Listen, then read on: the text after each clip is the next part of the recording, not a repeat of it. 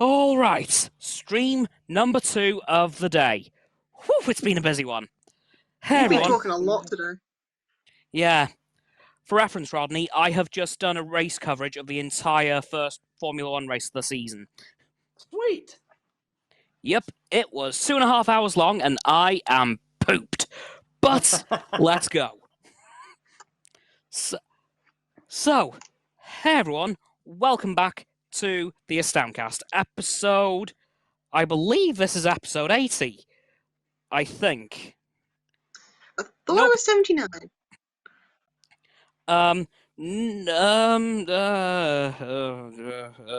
Give me a Yes, second. you I are draw correct. them on every week. Yep, you're correct. It is Yep. 79. Okay, I overshot. So yeah, this is episode number 79 of the AstoundCast. Of course, we have Roxanne as usual. And this week, we also have a Rodney from the After Credit Scene channel, because today is the Ant-Man and the Wasp Quantumania special. Woohoo! Hells yeah. So, to start off as we usually do, how have both of your weeks been?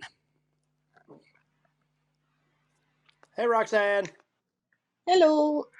I don't know who to. Do I answer first then, Cam? You always just make it open-ended. You don't decide.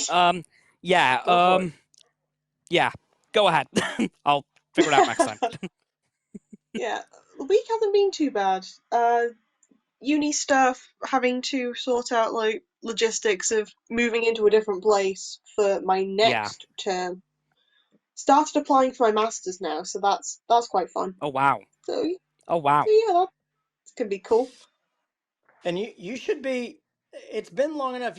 Have you finished your BBC internship?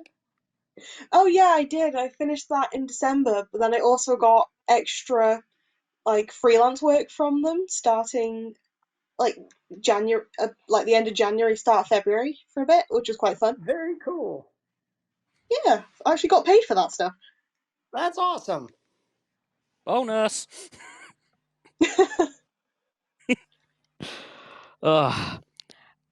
How's your week been, Rodney, in the last couple of months? My last week has been pretty busy, but my last couple of months, hasn't been a ton of Marvel content as far as new stuff, and I've kind of used the break to not do a ton of stuff, and so I've done a little bit on TikTok and a little bit on YouTube Shorts, just interacting with the community. But personally, man, everything's good. I've just about got a 13-year-old that's gonna be in my youth group in a couple of months, and my 19-year-old's working, and everybody's good, man. Just we had some storms over this past week, so there's been a little storm damage, but nothing serious. Nothing we're not used to. I'm glad you're okay at least, because I know the storms over the last couple of weeks have not been good at all. Yeah. Oh yeah, but there were some tornadoes in our area, but obviously, storm damage is never good when it comes to people's homes being destroyed and that kind of thing. But as far as being used to the weather and used to, dealing with those kind of things, it was, it's pretty much normal. It happens at least twice a year around here. So, you kind of learn to deal with it. But no, everybody's safe, and I think even in those tornadoes earlier in the week, there weren't any fatalities. I think there was a really bad windstorm like 2 days ago, and I think there was one fatality in that because just a freak accident. A tree fell on a guy. No! Out in his yard or in his car or something, and it's just a tree fell on. But that's awful. But otherwise, what could have been a much more disastrous week was pretty safe. Yeah. I'm glad to hear that it hasn't gone as badly as it could have. Oh yeah, but if you pull up videos of tornadoes and stuff, and you'll start questioning why I choose to live where I live. Oh, damn. Well, at least you're okay. Oh yeah, man. It was all good. Good. Oh, not gonna lie, my week's been pretty hectic as well, really. Well, no. I gotta be honest. Most of my week has been playing Halo 2. Nice. Yeah. I've been playing new Destiny Rodney. content, so. Oh, nice. But yeah, I'm currently on a playthrough of the entire Halo franchise for the first ever time. I've never played it before. Yeah. So I'm currently going through them roughly one a week, and I'm finishing Halo 2 pretty much straight after this stream. Nice. But yeah, week hasn't been too bad. Of course, I did college again on Tuesday. I think weeks away from finishing Microsoft Excel now. I sincerely hope. Feels like Of course, it's as been I said forever earlier, since you've taken that. I know. But of course, as I said earlier, I did do my first ever F1 race coverage, which I'm not gonna lie, I was absolutely pooing myself beforehand. But ultimately, it did end up going really well. Great. Look, I am really happy with how it went. Anyway, shall we get on to why we're here? Absolutely. Ant-Man and the Wasp: Quantumania. What a film! So, Roxanne, have you seen it? I haven't, but I've seen the trailers and looked into it. Right. So I'm curious. I'm curious before I give my opinion on what Cameron thought of it. Well, in my opinion, I thought it was a really, really good film. I definitely think they did justice to the end of the. I'm going to guess the first Ant-Man trilogy. They might do another. I don't know, but this was a really good film in my opinion. A massive step up from the ones we had last year, which again, I'm not saying were bad, but this one was a massive improvement over the ones we had last year. You can tell this film was made pretty much post-COVID. Yeah, I would agree with that. Yeah. Yeah. Although, I will say one thing I was a bit disappointed in. We only had about 5 minutes of Bill Murray. Yeah, very true. Like, yeah, I was like, no. You have Bill Murray. You've only used him for literally 5 minutes. Why? Yeah, I liked the. I was interested to see how they used him, and as far as him just being a cameo, I really enjoyed it. You know. Yeah. It was a good cameo, I can't lie. But yeah, the my biggest thing with this movie was like I do not understand all the hate for it. All of the Nope. Once the again, pacing I'm was stumped bad as and the well. story was bad and the blah blah blah blah blah. No, it Like wasn't. it wasn't. Like I don't. And here's It the was thing. Like great. if you're talking like let's compare it. Let's compare it to all good and great and bad movies across the history of cinema. Yeah. It was mid tier. You know, maybe a 6 out of 10. But if you're but I mean, it wasn't a bad movie. It wasn't. No way. It wasn't this train wreck that. And I think it's so easy for the media to, or at least critics to look at movies and gauge them on some impossible scale of quality Yeah. and entertainment. That's like, I mean, what was it supposed to be? Was it supposed to be something that like tackled social issues or like it did exactly what it was supposed to do. Like Yeah. it showed the quantum realm. I thought it did a really great job, even though I know some people, and even though some people would make the argument that like, you know, they kept talking about Kang and they kept talking about how big he was and how evil he was, and then all of a sudden you see him and like we all knew that Kang was out there, but to hear another group of Yeah. people talk in the movie talk about how he had terrorized the quantum realm, about how he was like all of that language felt very mythological and made him seem like this Yeah. legendary character. even though we already knew who he was. I thought that was really cool. And then just kind of seeing the quantum realm in a different light. Like all of the questions that I had about how did they, how did they not know that this realm was down there, even though they were stuck in the quantum realm before? How did they not, like, they answered all of those questions. They didn't leave any of that stuff out. And no. And even in regards to like to the plot being something that, well, we should have had more Luis, or we should, Paul Rudd should have been funnier. It should have been this and that. Like, if they had made a movie that had the same beats as Ant-Man 1 and Ant-Man and the Wasp, it wouldn't have fit. Yeah, people would be complaining that all they did was rehash the exact same thing they did for the first two, and they'd be complaining about that. And it wasn't, in that regard, it wasn't Ant-Man's movie. It was Kang's movie. But it was still an Ant-Man movie. Like, there's different pieces of, there's a lot of movies that have done that. Like Captain America Civil War was Captain America's movie, but everybody else was in it.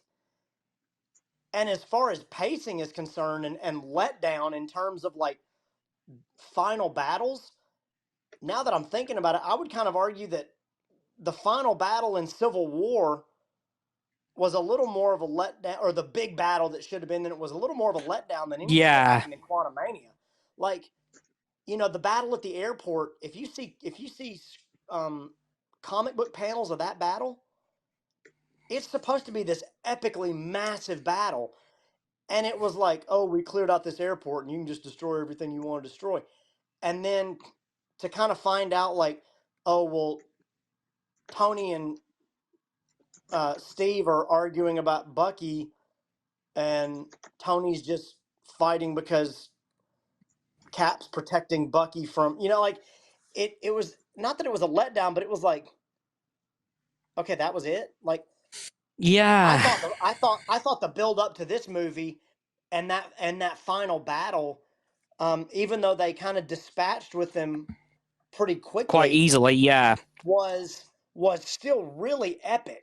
Like, it was, especially the little twist with the ants popping up at the end, and like, hey, they've been in the quantum realm a lot longer than we were because time moves differently, and there are all these smart ants that did this and did that. Like, that was really cool, and it gave Michael Douglas this Ant-Man moment that he hasn't had in any of the other movies. No, I was so glad he had that. It was very, very cool. And then Kang's not gone. Like, not only the way that time moves and the way that the multiverse works, but you never saw him die. He got sucked into the same little probability storm thing that Scott was in earlier. So, like, he's not gone. No. I thought it was a great introduction, and it was kind of couched inside this Ant-Man shell that was I enjoyed that they spent more time on the weirdness of that story than they did on like the humor of it. Because the first two Ant-Man movies are weird, but they cover most of the weirdness up with humor. And so I just don't, I say all that to say I don't get all the hate for it and all the complaints about like this movie was awful and Phase 4 was awful and blah blah blah blah blah. I think when you get through Phase 4 and into Phase 6 and you start kind of seeing where these movies are going, you're going to find out that Feige and all those guys knew exactly what they were doing from the get-go. Oh, yeah. But you got so many people that it's so easy for them to jump on the Marvel hate wagon now. Like, just go and enjoy a Marvel movie. Like, just go and enjoy it. Yeah, like, I saw a TikTok yesterday, and frankly, right now the Marvel fandom is looking more miserable than Star Wars.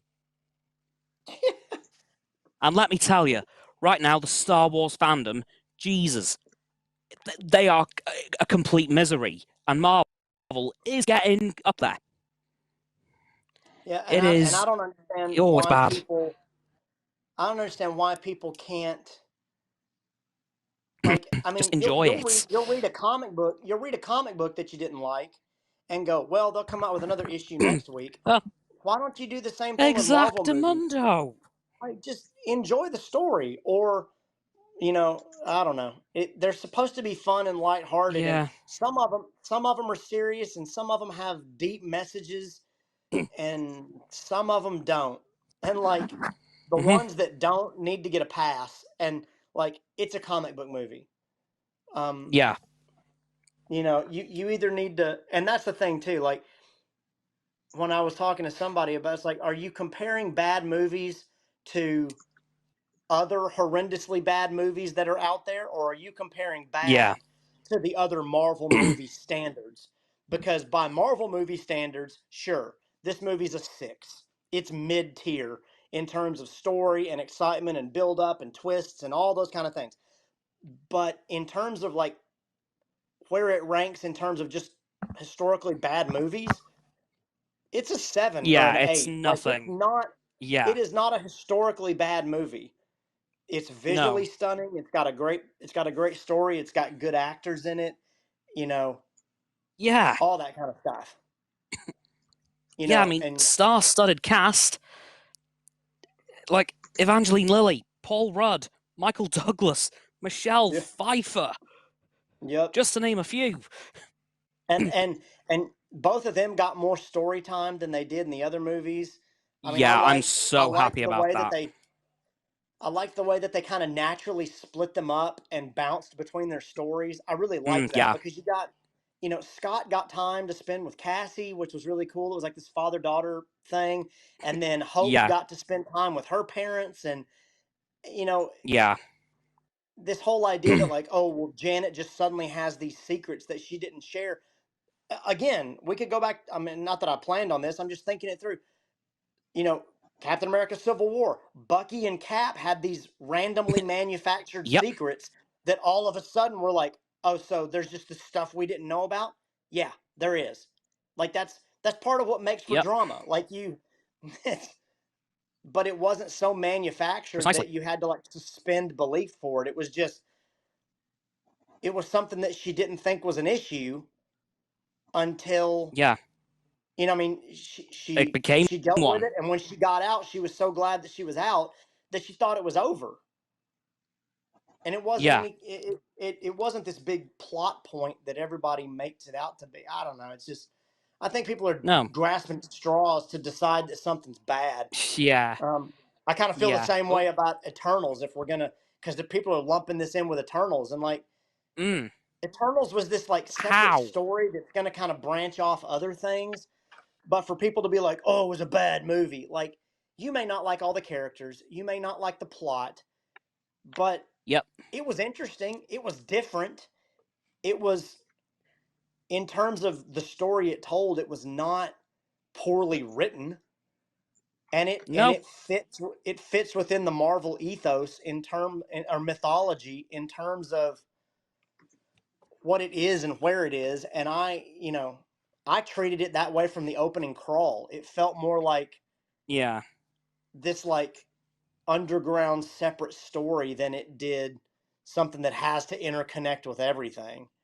And so Yeah. you could make all kinds of arguments about any of these movies, but I enjoyed it, right down to something as weird and crazy as MODOK. And I heard audible groans in the theater that I went to. As soon as you saw him, people were like, ugh. But I thought it was hilarious. I thought it was I was really funny. laughing. Yeah. It was comic accurate in terms of what he looked like. And I thought making it, Yeah. making it Darren Cross's character was I mean, funny. the only inaccuracy was who it was. Yeah. Like, that's the only thing they got wrong with him, was that they made it Darren instead of George Tarleton. But Yep. there hasn't been a George Tarleton yet in the MCU, which means we've probably got another MODOK coming.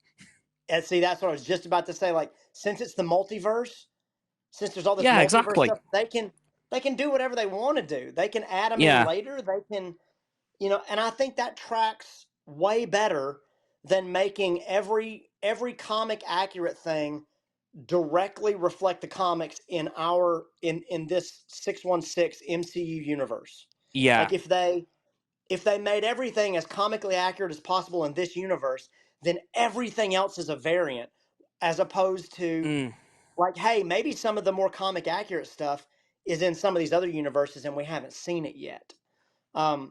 I think that adds to some of the realism of the stories they're telling, and it gives them a lot more freedom. Like, just let them take creative license with it and just enjoy it. Like, Yeah. that was it was supposed to be goofy, and in light of the fact that that's what I thought was funny. I wanted to lean over to the guy in the theater that was like, "Ugh, that MODOK looks so stupid." Like, I wanted to lean over and go, "And you were okay with the dude made out of goo that's like joking about how many holes he has? Like, you didn't flinch at that. You didn't flinch at that, but this you have a No. problem with?" Yeah. it I was thinking, was laughable. Yeah. I'll admit, my cinema that I went to was pretty empty. Was it? There was not many people in there in my showing. There was me, my friend Abigail, and I think like 3-4 other people. Hey, we have a comment from a guy that's in the chat with us. That's gonna be Gabby. Yep. Yep. Harrison Ford gets my vote for president in the New World Order, which is out in the summer this year, Captain America 4, and I believe that Chris Evans is coming back. About time too, Chris. Nice to hear from you again, Astounding, and my auditor, and I don't know you and Arthur, but I am Lord Regent Gabriel Sinclair, I do declare. Listening, not trolling, just watching Resident Evil footage as we speak. Laters! Nice. Honestly, yeah, I need Harrison Ford as Ross. I think he's going to do a great job, and I know there's a lot of debate about like, well, why did they recast Ross but they didn't recast Chadwick Boseman? Like, we talked about that another episode ago. Like, yes, we did. Yeah. There was a way to honor Chadwick Boseman and carry on that story and carry on the legacy of the character without and that was it. Without messing with who Chadwick was or the character that he created. And I think it was necessary to do that for him, given what a big character he was. But as far as Ross is concerned, like, he's gonna be a big character, but William Hurt wasn't in enough. And I'm not counting the Incredible Hulk movie, because even though that's in the MCU, that movie almost plays as like more of a legend. Like, hey, we're going to give you some of this backstory about Hulk, but it's not. But you don't have to take it as verbatim, solid gold truth. Like, you can. It's kind of a mist. It's like, yeah, we had this story out here, but we don't have to revisit it. We can pull from it, but you don't have to go back and like show clips of it. But bringing Ross forward kind of substantiated some of that. But he popped up so infrequently that you can slap a mustache. You can slap a mustache on Harrison Ford and make that work. And I think he's going to become Red Hulk. And once he does that, it doesn't matter what Thaddeus Ross looked like before that. He's going to be Red Hulk from here on out. So who cares? Yeah. And not to mention, Harrison Ford as Red Hulk. Yep. That's going to be crazy awesome. Yeah. Right, we got another voice message. The reason Harrison Ford got the part of Ross is because the late William Hurt passed away due to battling cancer. And after he went, it went to Harrison Ford. And now he's no longer in the Expendables franchise. And he's not in the Star Wars franchise. Why not? Make him President Ross. Yeah, the thing is Harrison Ford is a freelance agent. He despises Kathleen Kennedy. Gets along with Lucas, though, because Lucas has had him since the days of Raiders and Star Wars and all that. But the thing is he's going to be interesting to see as president, because my son's looking forward to it as well, especially seeing Chris Evans coming back as Captain Ahab. No, the thing about me that after is I'm a Marvel geek, I'm a DC geek, I'm a gaming geek, I'm a foodie geek, I'm a music geek, I'm a movie geek, I'm all sorts of geek. All you have to do is just ask. Out. Yeah, it's gonna be. I'm excited to see how. I'm really pumped up for that movie. More so, I know a lot of people look at the slate and go, "Ugh, whatever." I loved Falcon and the Winter Soldier. I love that storyline, and Anthony Mackie becoming Captain America, and I can't wait to see what they do with it moving forward. I think it's going to be as much as Chris Evans Captain America had to be rooted in some political drama and some seriousness, and the World War II motif and that kind of thing. I think they can. I think a Captain America for a new era can throw some of that weirdness into it and have him battling some really crazy stuff that would have looked really odd for Chris Evans to have to do. So it's gonna be really cool to see how they do all that. But yeah, back to some of the Ant-Man and the Wasp and Quantumania things. I didn't really understand all the hate. I really liked the movie. It was fun. No. The visuals were stunning, and Jonathan Majors, man, dude, he knocked it out of the park. He was so good. Absolutely. He was so good. Got another message here. How are you guys feeling about Ryan Reynolds being approached to play the voice of the upcoming Booster Gold movie by DC? I'm not happy at all. Because the thing is Ryan Reynolds, the only equivalent who's very similar to Booster Gold in Marvel, believe it or not, it's Deadpool. But then again, Booster Gold's from our future who comes to our past and becomes a hero. But Deadpool, he comes from our present and he can go anytime he wants because he's got what's his name? He's got Cable's timepiece, so he can be anywhere in time. I'm just waiting to see if Deadpool and if he ever teams up with Death. Who do you reckon should be playing Death, you guys? That's a question for you. Who do you think should play Death to Ryan Reynolds as Deadpool? Answers on the postcard, let me know. Out. Yeah, I don't know. The all that DC stuff, I'm with James Gunn taking over some of that stuff, I am willing to give DC another fair shake. I'm gonna go see the Flash movie, and hope with all my heart that they use that Flash movie, as James Gunn says, to reset the entire DCEU. I love his idea of calling the Pattinson Batman and the Joaquin Phoenix Joker movies part of the Elseworlds universe. I think that is a stroke of genius to keep those like that and to kind of make that something like that. But as far I think actor-wise, I think DC is trying to pull as many big names as they can, and Ryan Reynolds is a hot commodity. So he's he does a good job. People love his personality and his work ethic and his attitude. And if they can get him to do a voice and pull in some numbers and get people connected with a character that they're not normally connected with, it's probably a smart move on their part. I don't think it's going to cut into any of his Deadpool stuff because he is that character, and he fought for Deadpool for so long. I think he'll play Deadpool forever if they'll let him. For as long as he physically can, yeah. And so in that regard, I think all that's going to be fine. As far as who should play Death, man, dude, I don't know. I think it would be cool. I know this is probably a cop-out answer. I can't necessarily think of like a big-name actress or somebody like that who could do that or who would do that. I probably would have if it had been something they had pursued with Thanos. Because there's comic lines where like the whole reason that Thanos takes the Infinity Gauntlet is to try to impress Death, because he wants to get seen by her. I probably would have picked somebody with a bigger name then. Before she played in Eternals, I probably would have said like an Angelina Jolie type or something like that. That could stand alongside Josh Brolin. But now I think somebody that's a little bit lesser known, that's like a big personality more so than like a big name, like a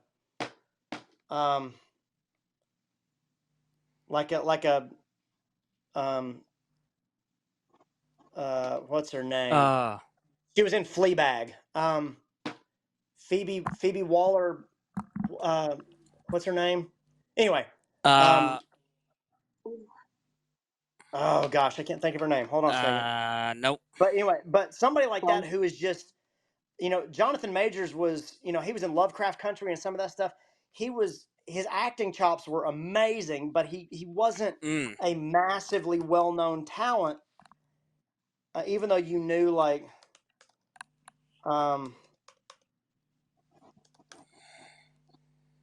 Phoebe Waller-Bridge. She's also in Star Wars. Or like, what was her name? What's her name? Hold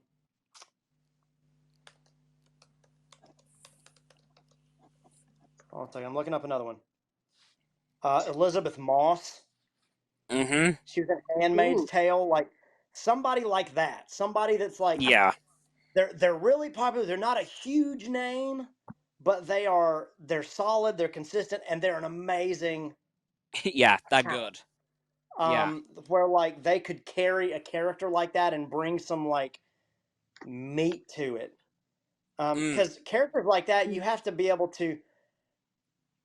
Characters that are alien or foreign, you've got to be able to bring some humanity to them to make audiences connect with them. I mean, they had to do that with Gore, with Christian Bale. Like his daughter dying at the beginning of that movie really endeared you to that character. So when he starts looking all creepy and summoning like shadow demons and crap like that, it's not as off-putting as it could have been if you just had some, for instance, somebody that they didn't do that well with, but that was still a big name, but that just didn't do a good job of humanizing the character.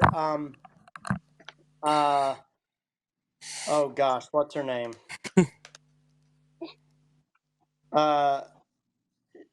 She plays Hela in Ragnarok. Oh, Cate Blanchett. Cate Blanchett. An amazing actress, but they didn't humanize that character in any way. They didn't do anything to make you care about her, or to make you like, other than like, she didn't seem menacing even when she breaks Thor's hammer. Like, she's powerful, but until she takes out like all of the Asgardian guards, you really don't care about her. You're not like, oh, she's gonna be tough. And there wasn't enough danger for you to be like, this is gonna be difficult. Everything else carried that movie except for her. So, in terms of like who you'd get to play certain characters, I think, I don't know. I think you have to humanize them a little bit, but you need somebody that can play them that way. Like Jonathan Majors playing Kang. Kang is this futuristic character. He's this, he has to play different roles. He has to be, Victor Timely. He has to be Immortus. He has to be He Who Remains. And there has to be some charm about him in each one of those roles. But with Kang, there also has to be this sense of like, I'm so far beyond you because I'm so technologically advanced, but I also need you because I need to accomplish my goals. But when he didn't get his way, the twitch of his nose or the slant of his eye, where you could see this anger like seething underneath him, was perfect. It was perfect. And he is going to be, you're just scratching the surface of what that character is going to be in the future. Oh, yeah. Amazing. I loved it. We got two messages from Gabby. I think Salma Hayek should be playing Death in the Marvel MCU. I like DC movies as well, but the thing is Zack Snyder and Gunn, they don't get along. There's even talk that they're going to be doing a reboot of V for Vendetta. What do you get him? What did he say about V for Vendetta? I couldn't quite catch that, but in regards to Salma Hayek as Death, okay.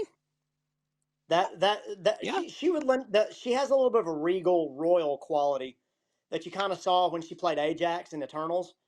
Like she can carry herself with that esteem. So yeah, the good thing though, I mean, I don't know what else you've read, Gabby, in regards to DC stuff.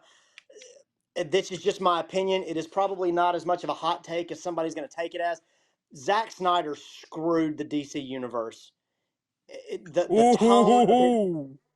tone of his movies, like he did an okay job with Man of Steel, but the tone of some of those movies and the tone of some of his characters, I just didn't like. And in terms of James Gunn, like, and him not getting along, as far as I'm concerned, who cares? Like, I don't think DC is going to let James Snyder touch a DC property again. So no, probably not. James Gunn is going to take it in a totally different direction. And thus far, James Gunn has not disappointed. And so I think, and again, I'm hoping that The Flash resets all of that stuff and makes Zack Snyder's version of this stuff a distant memory. Because, and you can blame Joss Whedon all you want for Justice League, but 99% of that movie was in the can before Joss Whedon ever got his hands on it. And the DC executives didn't like it. The Warner Brothers executives didn't like it. And Zack Snyder vowed to do everything in his power to bring them down whenever they disagreed with him. And I mean, I forget where that article came from. Maybe it's a Vanity Fair author or writer or something that did like a deep dive and discovered that Snyder had paid for all these bots and done all this stuff to like smear DC's name and push the restore the Snyderverse tag and get Justice League put on HBO Max and blah, blah, blah, blah, blah. And Snyder's 4-hour version of that movie was about as good as the one that came out in theaters. There wasn't much else.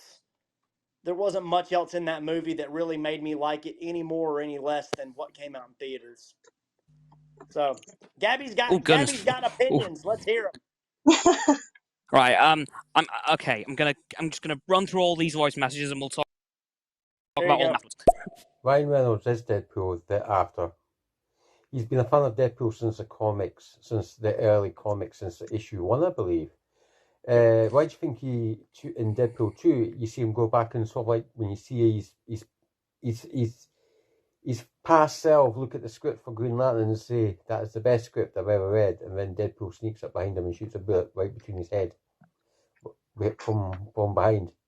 Because it just shows that Ryan Reynolds is playing Deadpool for keeps. He's made Deadpool his own. If you look in the credits, the sum of the actual cast, their names is anagram of Ryan Reynolds. I bet you guys didn't know that. Did you? No, you do.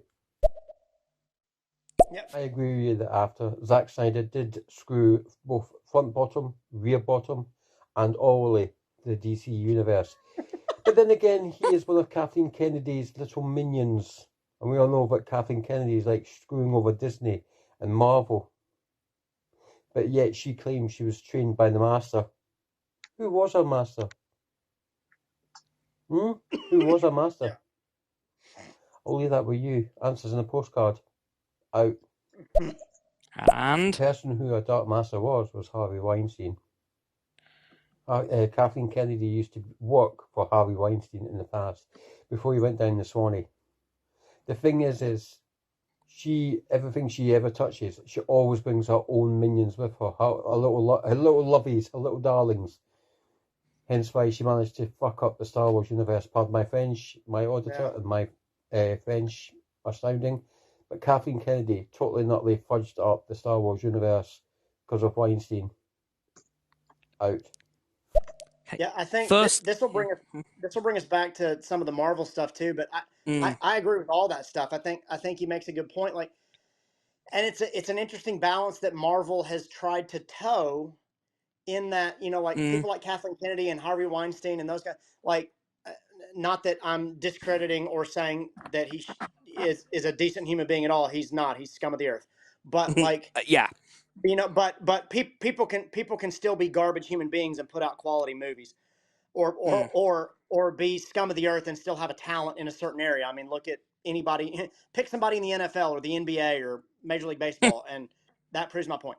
But the idea that some of these people can get so ingrained in their own universe and then their own and telling their own stories, or get so like, I'm going to bring in my people and we're going to fix all this. Like, Kathleen Kennedy had all of her people, Weinstein had all of his people, and whenever they come in and they try to do things the way that they've always done them, sometimes it works out great and sometimes it doesn't. Yeah. And sometimes like in Feige's instance, you ride that wave for a little while, but then you move away from it. Like with the Russos. Yeah. They did, he caught them when they were ready to go into movies, and they did Winter Soldier, which is fantastic. They did Civil War. Yep. They did Infinity War and Endgame, and then they moved on. They had their own people around them. They did it their own way, but then they moved on, and they found other directors and writers and other people to tell certain stories in a certain way, and they're interweaving all of these different things. Same thing they did with the same thing that they're going to do with the guy that directed Shang-Chi. Was it Daniel Creighton? Kristen? Anyway, whatever his last name is, starts with a C. But they're going to ride his talent and use his ability and kind of bring him into the fold for a while, and then they're going to move on. They're doing it with Michael Waldron, who wrote the Loki stuff. He's writing a lot of stuff, partially because they want to keep some of their storyline with the multiverse intact, and they don't want to have to like have somebody else come in and screw it up. But you can make the same argument for a guy like George Lucas. George Lucas had a great handle on his Star Wars universe and what he wanted to do and how he wanted to do it. And as soon as he jumped into the director's chair instead of the writing and the advisory chair, you got the prequels. And I'm not a huge fan of the prequels. They're decent movies, but they also had an end game in mind, which was introduce Darth Vader and work your way up to New Hope. Yep. So the third one is pretty good. The first one is a good standalone entertaining movie, but the middle one tries to but Attack of the Clones tries to connect the entertainment that you had in the first movie with the deep storyline and mythology that you have to get to in the third one, and it really falls flat. That's just me. But then you get some movies that like Force Awakens was a fan servicey movie to introduce new people to the Star Wars universe. Yep. I loved it, even though it had a whole lot of New Hope elements to it. As far as, forget about plot, as far as the story and the movie and it being visually stunning, I liked The Last Jedi. And I didn't even mind as a story where they went with Rise of Skywalker. Same. I love that film. That as a mythology, Skywalker is this idea that moves forward and could be what they call people that wield the light later on. Doesn't have to be this. Doesn't have to be this thing. And kind of closing the loop by reinventing Palpatine. Okay, would I have gone a different direction if it had been me? Sure. Did it make for an entertaining movie and a great fight scene at the end? Absolutely. Yeah. Is it something that Star Wars fans are going to embrace wholeheartedly? Absolutely not. But it's the same thing with anything Marvel. You've got all this mythos and all these stories to pull from in the comics. And if you keep using the same people, sometimes I think it's really great that Marvel tells the stories that they want to tell, at the end of their movies. Like when they took a chance with Guardians of the Galaxy. At the end of that movie, the tagline says, "The Guardians will return." Well, they made that movie and put that tagline in before they knew how that movie was going to do. Yeah, exactly.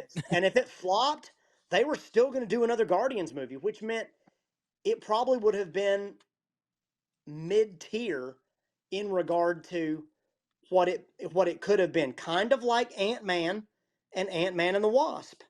They weren't tentpole Marvel movies, but here we are talking about a third installment of a mid-tier Marvel property hero, that is doing the heavy lifting of introducing a major character that's going to pop up in a major movie later on. So And it's the story they want to tell, but it has entertainment quality too. So if you're judging it based off of this needs to be a massive movie on par with Wakanda Forever, no. But is it going to be a good story and a fun story that they take some risks on? And, sometimes when they take risks, it pays off, a la Guardians of the Galaxy. Sometimes it doesn't pay off, but they're still telling the stories they want to tell. And in that regard, in terms of Star Wars or Marvel or anything else, I would argue that regardless of whether you like the story or you would have gone that direction or not, Disney does not tell bad stories. They may make movies you don't like, but they don't tell bad stories. That's always been a very positive thing with Disney, even down to something that just bombed at the box office, like that John Carter movie with years and years ago, where they went to Mars and stuff. Like, that movie did awful at the theaters, but visually, it's a pretty cool movie, and story-wise, it's a really cool story. But it just bombed, So, anyway. Okay, we have another voice message. You have heard that after and Astounding and my auditor, that Henry Cavill has been approached to play Mr. Sinister. Yeah, it was either him or, like he says, Captain Britain. And there is rumours that Ellie Page is coming back as Kitty Pryde. Okay. Even though Ellie Page is now known as Elliot Pryde. Elliot. Yep. Rather than Ellie. How do you guys feel about The Last of Us, the TV series? I avoided the first episode. After episode 1, I went off it. But I played the game a bit more, and then I went back to the TV series, and I actually do like it. And I'm also a big fan of Mando as well. What about you guys? Mando and The Last of Us. And also season 2 of Loki is on the horizon, and season 2 of The House of Dragons. Did you know that too? Yeah. Right. In regards to Henry Cavill as Captain Britain or Mr. Sinister, yep, and yep. Yep, those will be good castings. I think they're going to try to find a place for him. That will be really good. Yeah. Elliot Page returning. Yep. Okay, I will accept that 100%. If it happens, I wouldn't be opposed to it. I don't think it'll happen. No. And here's my only evidence, or my only theory. If you've watched Umbrella Academy season 3, I guess it's season 3, season 2, whatever, season 3. If you watch Umbrella Academy, in between the season before it and the current season, Ellen Page transitioned to become Elliot Page. Yeah. And in that TV show, they also transitioned her to identify as a male character. I think as an actor, Elliot wants to be identified as Elliot and as a man, and would probably not go back to playing a female character unless Marvel was willing to transition that character as well. And I think that character is so well known and so beloved in the X-Men universe, they probably wouldn't do that. They just as soon recast that character along with the rest of them that they're going to recast than to have to walk that tightrope and get into some kind of, social media political storm that they don't have to wade into. Yeah. Like, don't get me wrong, I would love to see it. I would absolutely kill to see that. But, again, as you said, personally, I don't think there'd be a problem with that. But, of course, humans are humans and humans are awful. So, we'd have to wait and see on that one. Right, I got two more. The film in question you talk about that after is Ghost from Mars. I'm a big John Carter film because I've got all his films on Blu-ray. I've also got all the Star Wars films on Blu-ray. I've also got various other films on Blu-ray, but that's just some of my collection. My film collection ranges from 70s, 80s, 90s, early 20s, as in the 2000s, and the mid-10s and beyond.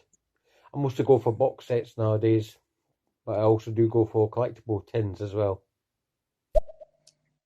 It would be an interesting TikTok that I will probably post tomorrow. Now that I'm thinking of it, of what movies are your best? What movies are in your top 10 that are set in and around Mars? Because several that I can think of offhand kind of sucked. Ghost of Mars was okay. It was interesting. It was a John Carpenter film, I think. Red Planet, and there's another one. That one was with Val Kilmer, and there's another one that's got Carrie-Anne Moss in it, or Gary Sinise, or something like that. That's like really kind of trippy. The Martian would be one. I love that movie, and the book is great too. But no, that's a little side note thing there. Here's a question for the three of you. What do you think is the most terriblest MCU film to date?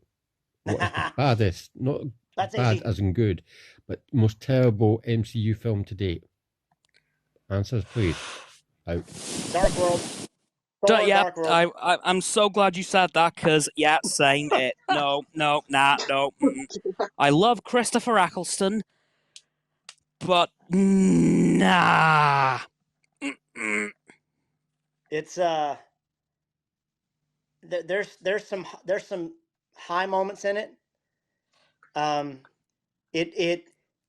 It's good in the sense that you should watch it so you can see where the ether comes from. It's okay, but even then, it didn't do the MCU any favors, even in terms of an Infinity Stone, in the fact that they had to like retcon it and explain why it's not a stone. In Endgame, like it's so that it was a hard. They had to work around it. They had to do a lot of heavy lifting to work around that movie, because it was so poorly written and executed. And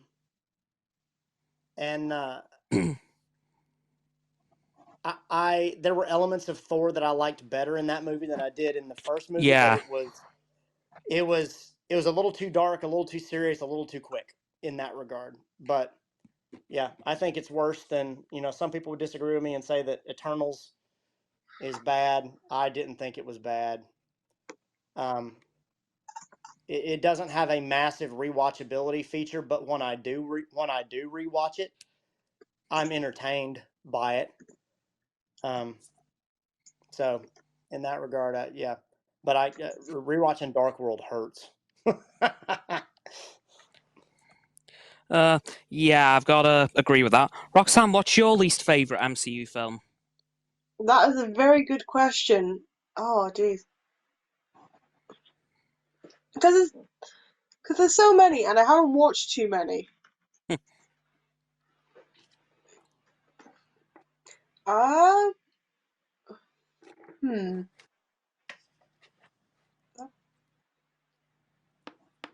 She's clearly not enjoying her Disney Plus subscription, Cameron. It's not that. I'm just. Yeah. I get quite busy with like my course because it's my last year, so. Yeah. All you people being responsible. I know, well, right? No. That's just Roxanne. Me, nah. But I'm 20 years removed from my college experience, so I guess I'm a little biased.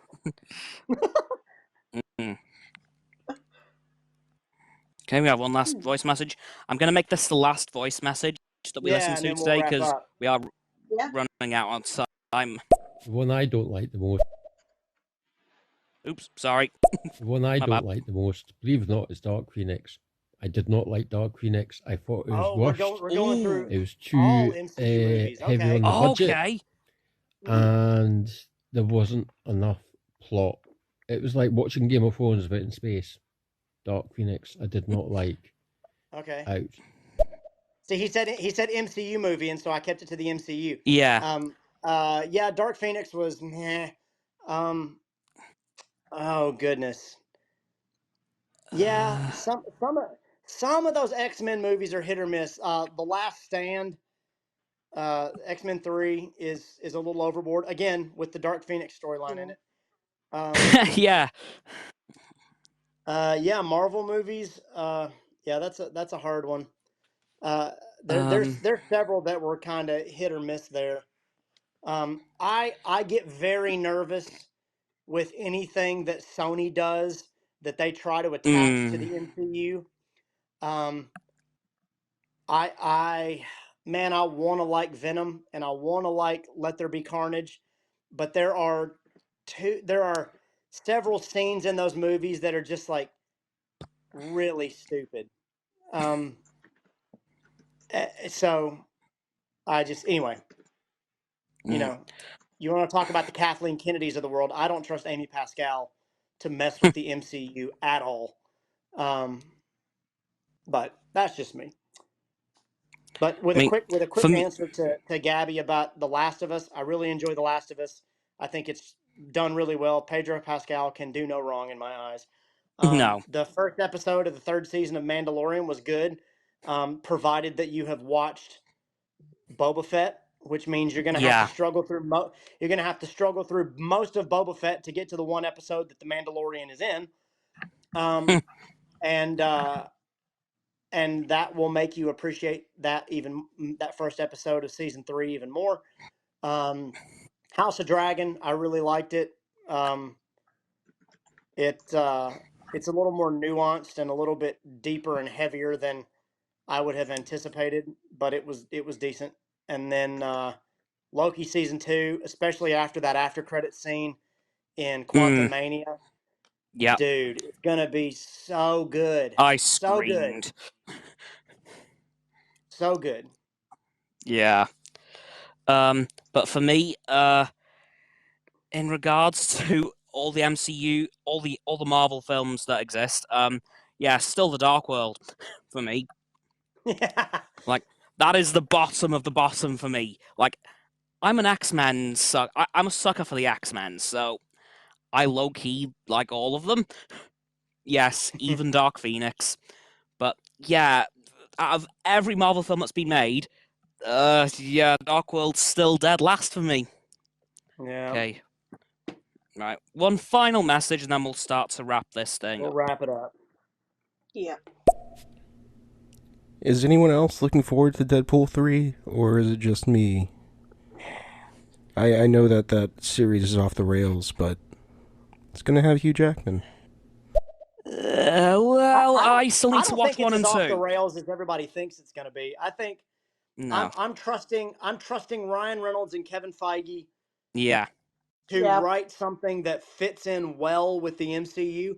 I'm actually excited about that movie in that regard. I want to see. Yeah. I want to see what they do with it. And I think and again with and here's my final thing that I'll say as far as Quantumania and other things.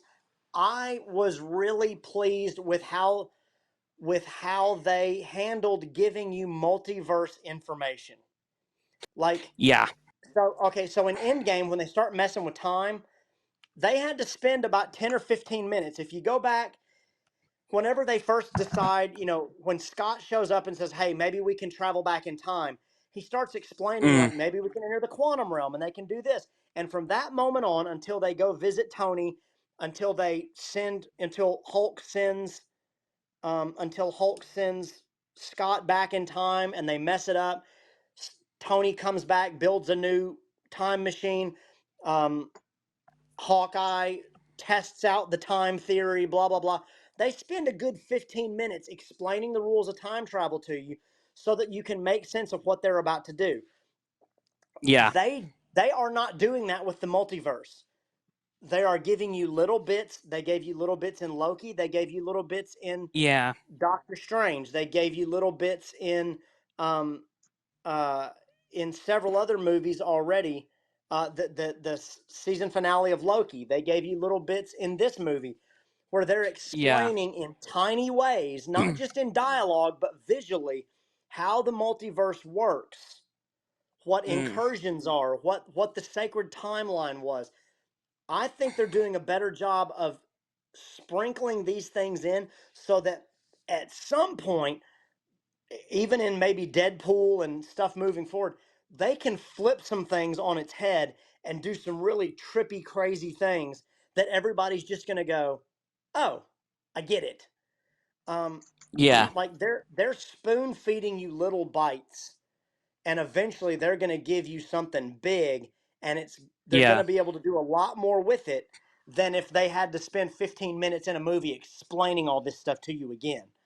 I think it's going to be really, really good in that regard. And because of that, too, I think that whatever they decide to do with Deadpool, and they did say that it's going to be rated R, which means it's still going to have some of those Deadpool themes and that Deadpool quality to it. I think Ryan Reynolds has enough love and passion for that story, and Kevin Feige is committed enough to making the MCU as quality as possible that it's going to be good. It's going to be hard to screw something up where everybody just goes, "Nope, I'm never watching that again." But my personal final thought on Ant-Man and the Wasp: Quantumania, because I'm going to wrap it up after this, that flashback scene when they had Kang doing his thing in another universe, I am glad that they didn't include any variants of heroes. Yeah. They could have done that so easily, but they didn't. They just chose to have him killing civilians on a distant world, not Earth, with no heroes around. And on that final note, I think it's time to wrap this one up. Yeah. So, thank you all for coming to this stream, the second of the day. I seriously don't know how I've done this. If you've enjoyed this stream, please follow me here at Astounding Cameron on Stereo, Roxanne at Roxo, and Rodney at the After Credits Scene. Or if you're watching on YouTube, please subscribe to my channel, also Astounding Cameron.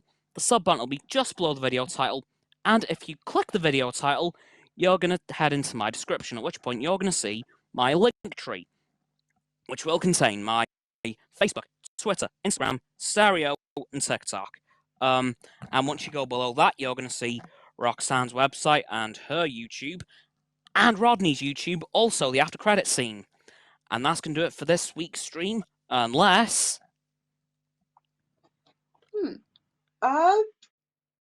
Apparently, the Men in Black are owned by Marvel. Oh, yeah. No. I did know that, yes. Yo! Yeah, they bought the rights to it in 1994. No, it's not happening. Not happening. Oh, no! I regret my decisions. Like, okay, Rodney, I love how you immediately caught on to what my head went. I know. Right, now, with that, we're going to end the stream. Bye, guys! It's good to talk to you, Roxanne. Great, it's great hearing from you, too. You too, Cam. You too, Rodney. You too, man. Right. Yep. On that really amazingly cool fact, I'll see you all tomorrow with another video, and next weekend with another stream, because there is no race on next weekend, so it'll be back to the old schedule of a pre-recorded AstoundCast and one stream on Sunday. Goodbye. Bye. Bye, guys.